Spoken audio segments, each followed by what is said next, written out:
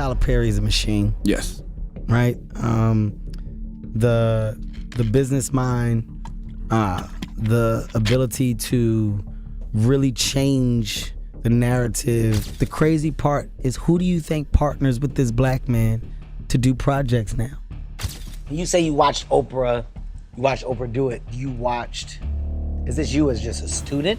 Tyler Perry's empire might be worth billions, but Kevin Hart just exposed a side of him that could end it all. Tyler Perry's a machine. Yes. Hollywood is a world where fame, power, and influence come at a price. But Kevin Hart isn't staying quiet about the darker side of the industry.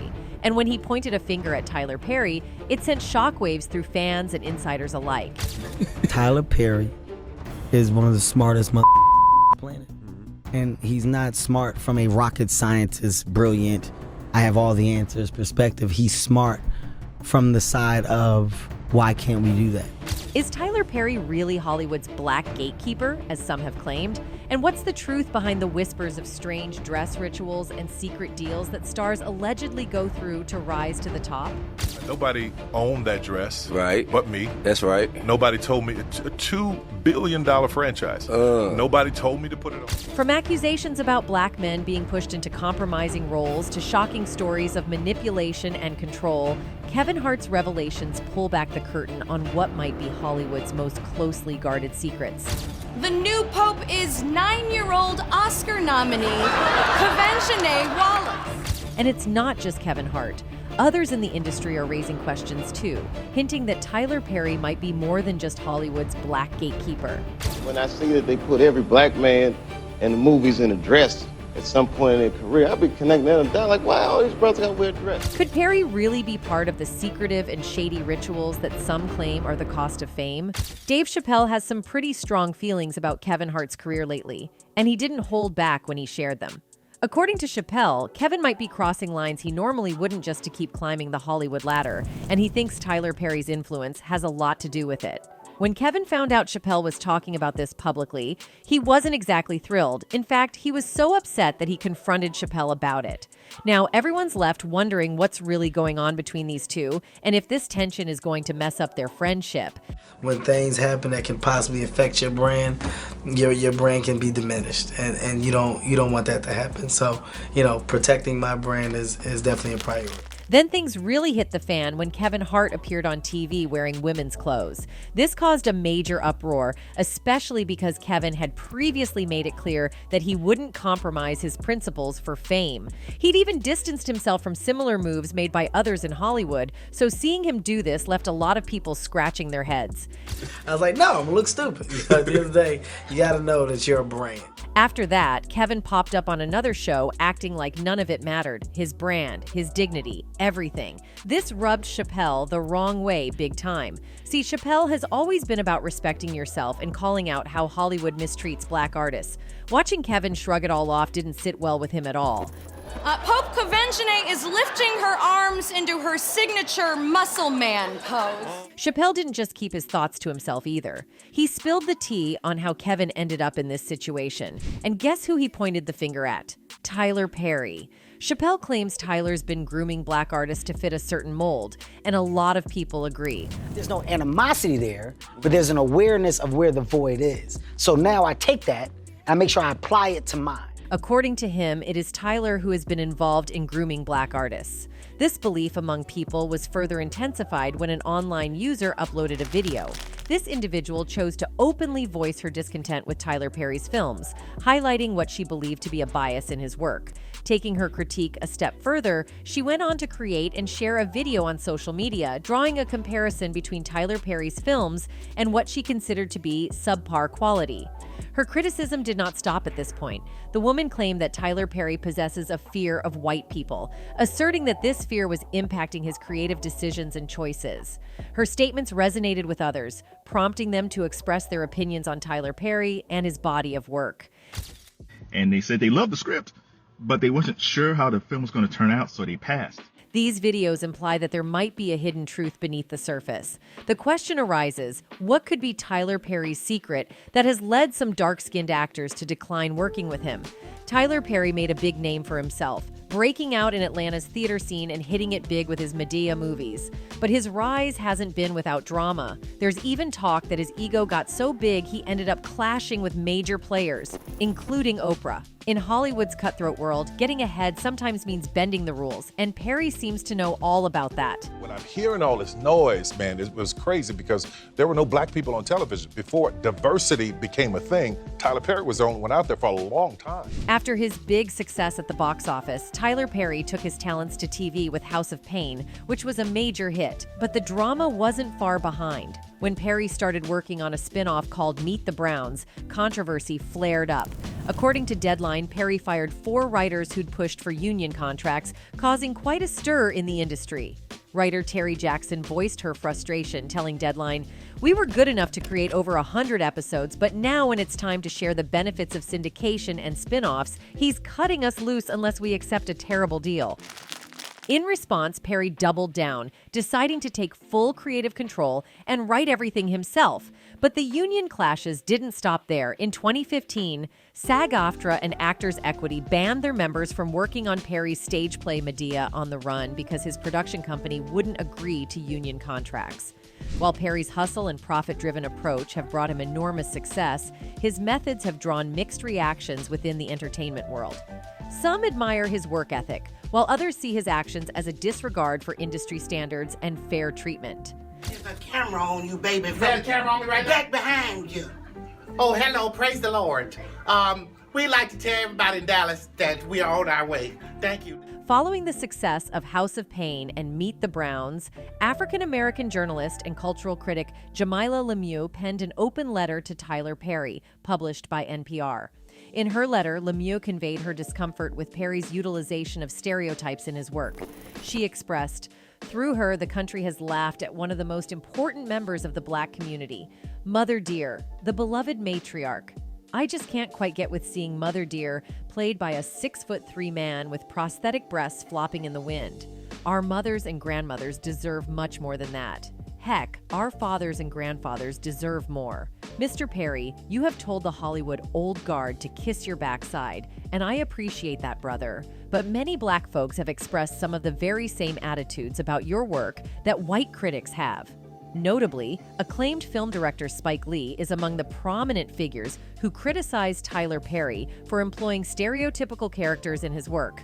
Lee is known for openly addressing this concern with Perry. Well, I still think a lot of stuff that's on today is coonery buffoonery.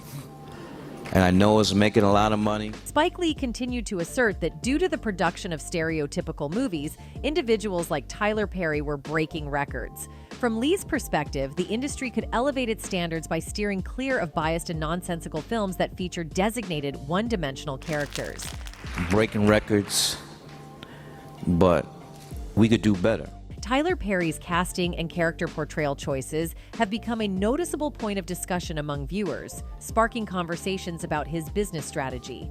Some critics argue that Perry often casts dark-skinned actors in villainous roles, while portraying white-skinned individuals as heroes in his movies and shows. This perception has triggered debates and discussions within his audience about the representation and portrayal of characters in his work. Pitiful Black woman being by a no-good, dark-skinned man, and then saved and rescued by the perfect light-skinned man. During an event, Chris Rock highlighted a recurring theme in Tyler Perry's movies, pointing out the limited portrayal of kind and respectful black-skinned boyfriends in Perry's films. Rock supported his statement by referencing Tupac Shakur, suggesting that Perry's movies could benefit from a more diverse range of character representation. Rock stated, "Tupac might be a political leader if he was alive, but then again, Tupac might be in a Tyler Perry movie right now, so you don't know. Tupac might be the bad, dark-skinned boyfriend in the Tyler Perry movie." Rock's argument was that even someone as influential as Tupac, if given the opportunity to appear in a Tyler Perry movie, might be cast as a less favorable character based on Perry's typical casting patterns. Rock humorously added, "I would hope he's a senator, but he might be kicking Jill Scott down a flight of stairs. In Tyler Perry movies, there's always a woman, and she usually is in a bad relationship, and the person she's in a bad relationship tends to have darker skin. And then she meets a nicer guy. who tends to have lighter skin, and he sweeps her off her feet. And that dark-skinned guy is mean on a level you've probably never seen in movies. So, yeah, it wouldn't be crazy for Tupac to be kicking Jill Scott down a flight of stairs in a Tyler Perry movie. Chris Rock's perspective echoed Spike Lee's criticism, underlining concerns about the impact of perceived biased casting and storytelling choices on the film industry. Both Rock and Lee raised questions about the potential influence of such portrayals on the audience's perception of black characters in mainstream cinema. Are we going back to Mantan Moreland and sleep and eat? Yet, if those films, and I mean, we're talking about Tyler Perry. Looking deeper into the entertainment industry, it becomes evident that colorism is not unfamiliar within this field. In recent times, Hollywood has faced substantial criticism, often through media-driven campaigns with hashtags that rapidly spread from Twitter to television news. It could be argued that convicted S-offender Harvey Weinstein was one of the first prominent figures to bring negative attention to the industry. In 2017, a multitude of SA allegations emerged, exposing the darker aspects of Hollywood's culture. There's a new documentary that is all about the dark side of Hollywood and how some power players allegedly use their positions to prey on young, aspiring actors. In the wake of the #MeToo movement controversy, numerous scandals rocked Hollywood. These scandals included comedian Kevin Hart stepping down as the Oscars host in 2019 due to the resurfacing of past homophobic tweets. Additionally, the #OscarsSoWhite campaign demanded increased diversity in the Oscars and greater recognition for people of color and marginalized communities.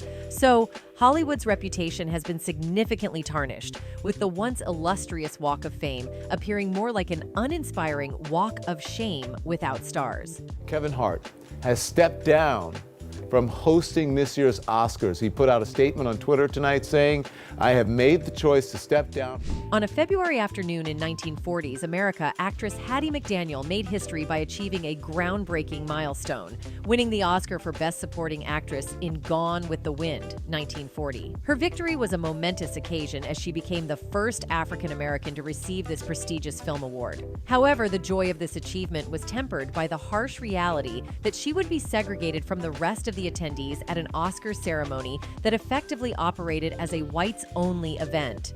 Rather than being a joyous celebration, this historic event was marred by the segregation practices prevalent at the time, highlighting the stark racial divisions in the entertainment industry. I sincerely hope I shall always be a credit to my race and to the motion picture industry.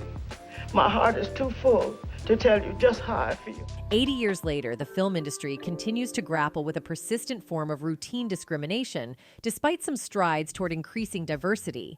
The 2020 Oscar ceremony was tarnished by racial controversies that have unfortunately become all too common for both viewers and industry participants. Prominent snubs, such as the omission of Lupita Nyong'o for her outstanding performance in the 2019 film Us, serve as stark examples of the ongoing issue of racial bias within the industry.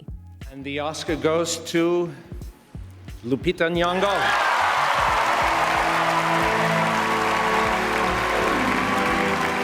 The issue of racial bias in the film industry persists, with movies and shows, including those by Tyler Perry, serving as prominent examples. It's increasingly evident, as seen in Perry's films, that black-skinned actors are often cast as villains. A notable instance is Steve Harris, who portrayed Charles McCarter in one of Tyler Perry's classic movies, Diary of a Mad Black Woman.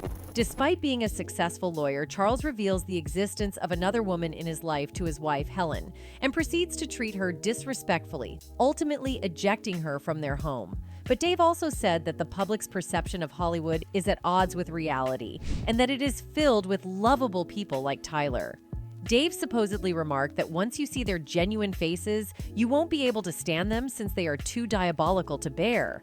He said, "It's the same monster that these Me Too bees was trying to tell you about, but they hate the monster for how it F, and I hate that monster for how it eats. But my God, man, it's the same monster." And it turns out that Dave is the only one who can keep up with his words without fearing anyone. Even though Kevin told everybody that he will refuse to wear such dresses because he has boundaries, he showed up in SNL during his debut and shocked everybody, including Chappelle. Doing what it is that I've really dreamt of doing, which is becoming a global brand and what I love to do and tell jokes. So I'm happy. Hart commented that he thought it was humorous and that no one had informed him that he was forced to do anything. But is it really that straightforward? It took Chappelle 8 years to make his comedic comeback, during which time he was surrounded by a world that made him feel very uneasy. Oprah Winfrey was the subject of his first public interview when he returned home, and he used the opportunity to talk about the experience that forced him to go against the grain of what Hollywood was attempting to become but clearly did not want to be. In addition to this, he discussed his personal encounter with the dress and how he came to the conclusion that Hollywood and possibly even the Illuminati were attempting to demean and degrade black men. Nah, I'm not wearing no dress, man. I'm funnier than a dress. Just give me something funny to say. I don't need to wear no dress to be funny. Then he made a cryptic reference to a minor but significant part of the narrative. He exposes a sinister plan developing behind the scenes, one that most viewers won't understand. A weak person cannot get to sit here and talk to you. It appears as Hart is also experiencing the same difficulties as Chappelle. Those who believe that Eddie Murphy and other greats have been emasculated by the politics of the next plateau point to the clothing he wore on Saturday Night Live as evidence. Now Kevin Hart is next in line. Perhaps Chappelle was correct all along. Kevin did wear a dress because he was being forced. Kevin Hart's followers are speculating about whether or not he is a member of the mysterious Illuminati. Do you recall a clip from Kelly Clarkson's show in which Hart cut off the host when she discussed performing tasks she viewed as beneath her for the sake of financial gain? Clarkson then proposed that the people offering the money should be present, to which Hart responded, "It's an open dialogue, we can talk about anything," while putting his finger to his mouth. I've had people throw millions of dollars in my face to do something I didn't want to do. And what? You've been off. And people started to speculate that something weird is definitely happening. One person commented, "This is so weird. I think he's trying to keep both of them safe by cueing her to stop talking about it. This is insane." Another one stated, "The scariest part is that he's clearly making a point about corporate influence," and people in this comments section jumped to worldwide conspiracy. Tyler Perry's films, such as Acrimony, frequently spark debates on social media platforms like Twitter. Some viewers critique Perry for consistently depicting the hardships that black women endure in relationships with men, while others assert that he is bringing attention to genuine issues that resonate with many black women. These discussions underscore Perry's storytelling influence and his knack for initiating conversations on significant subjects.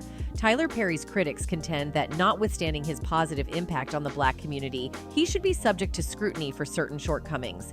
They point to instances in his films and TV shows where black women are portrayed negatively or subjected to unfavorable treatment. Some argue that Perry's works perpetuate the notion of respectability politics as the sole route to happiness and success for his characters. Manage it, grow it, through all the growing pains of it all. You've managed to do it all on your own, figuring it out and learning as you've gone, calling me a lot. Moreover, there are concerns that Tyler Perry's assumed level of creative control might overshadow other talented black and brown female writers and directors in the industry, exemplified by his adaptation of Ntozake Shange's play For Colored Girls Who Have Considered When the Rainbow Is Enough.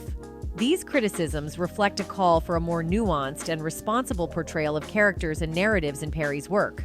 Not only actors, but also black comedians expressed discontent with Perry. Over the years, several black comedians have incorporated cross-dressing into their comedy routines to elicit laughter.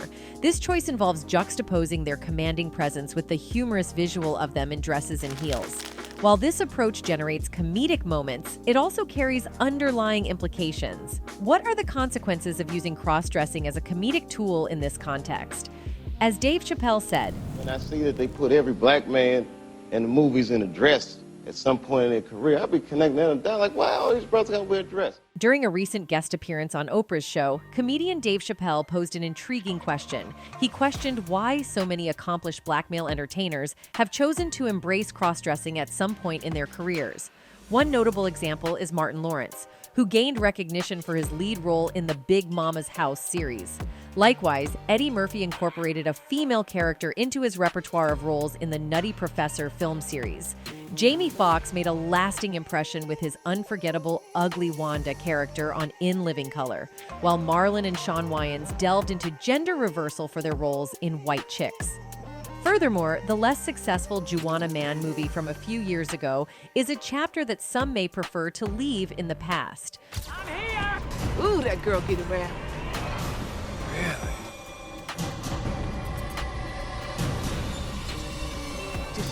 Among these examples, one figure emerges as the most prominent cross-dresser in contemporary entertainment, Tyler Perry. Perry, recognized not only for his contributions to the entertainment industry but also for his influence in right-wing evangelical circles, has achieved significant success and acclaim through his Madea franchise. What the hell is Black Friday? Every Friday is Friday. I'm black. That's a Black Friday. What are you talking about? Tyler Perry has not only achieved success in the gospel play arena, but has also effectively expanded his triumph into the film industry, bringing his unique portrayal to a broader cinematic audience. No, it's a stage play. It's like Broadway, just with black people. Remarkably, Tyler Perry's latest book, Don't Make a Black Woman Take Off Her Earrings, even secured a spot on the prestigious New York Times bestsellers list. This raises an intriguing question. What lies beneath this phenomenon?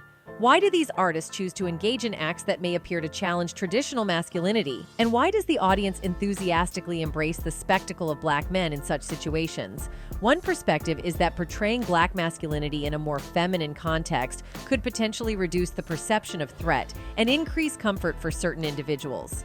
These cross-dressing depictions of black men might serve as a counterbalance to the dominant and assertive image often associated with hip-hop culture.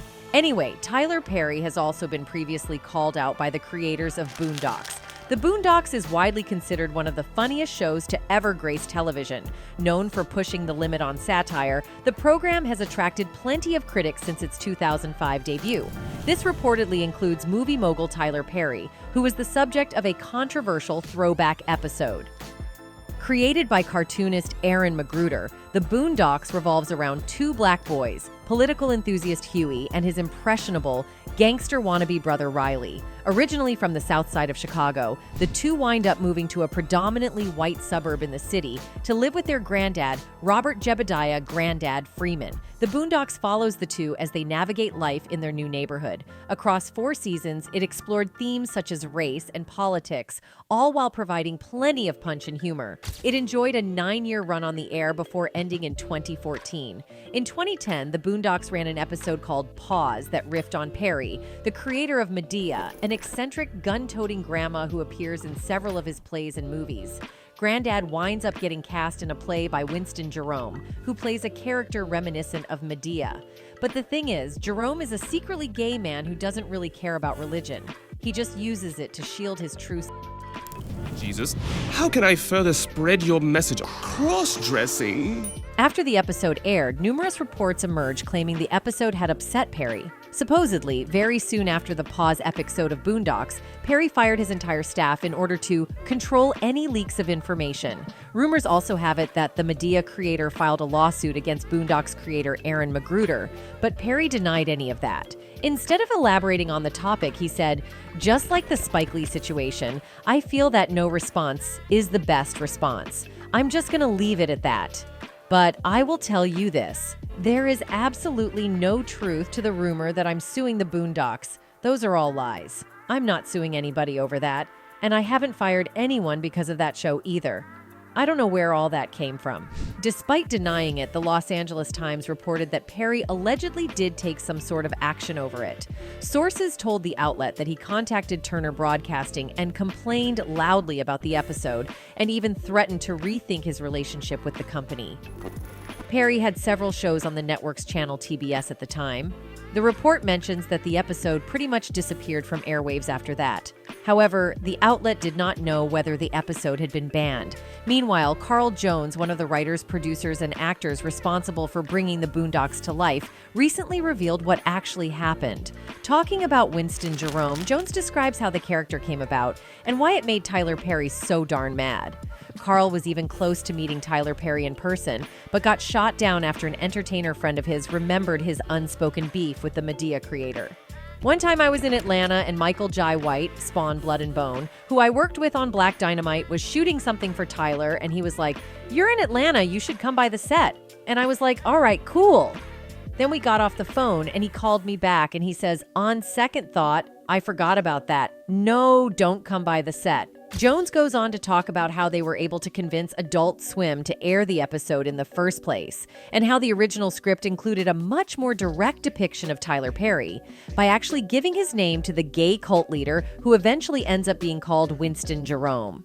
What was funny about that episode is originally the character's name was Tyler Perry, and he looked exactly like Tyler Perry. That was a rare moment where Adult Swim was like, you can't do that. You know what I mean? They were being the responsible adult and said, you can't use Tyler Perry's name. You can't make it look like Tyler Perry. So we found another name, which was actually his real name, and we got it under the radar. In any case, Tyler Perry's journey from humble beginnings to becoming a billion-dollar mogul is undeniably impressive. But the controversies surrounding his methods and influence raise serious questions.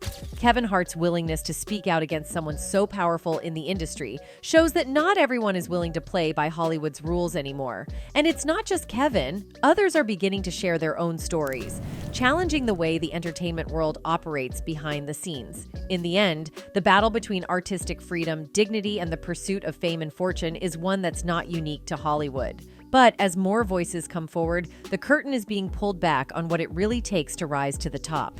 Whether Tyler Perry's empire will withstand this level of scrutiny or crumble under the weight of these accusations remains to be seen. One thing's for sure, the conversation is far from over, and the truth has a way of coming out. Anyway, that's it for this video, folks. Bye!